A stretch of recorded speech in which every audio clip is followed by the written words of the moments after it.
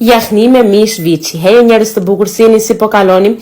Tani pse jahni e kam vënë në thojza se nuk është fiks jahni, është mënyra se si e gatuaj e tillë, por në fund unë nuk i hedh miell, do t'u tregoj se si e bëj. I hedh më shumë perime.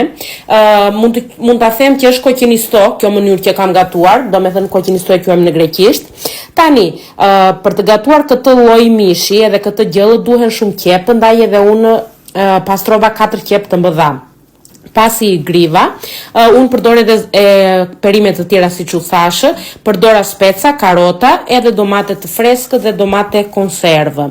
Në fillim tani skuq mishin me vaj, edhe pasi është skuqur mirë, i hedh të gjithë qepën.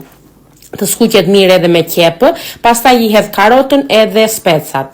Domate të freskët siç u thashë, e grij edhe atë, i hodh edhe konserv domate, se duhet ajo që të lëshoj një çik lëngë shumë, edhe nga kjo pelteja domate që e kam nga fshati. Pastaj erza i hodha dafin, kripë, piper të zi, piper të kuq dhe turmeric. Duhet ta mbyll në tenxhere të presionit dhe ta lë që të valoj me flak të avashtë.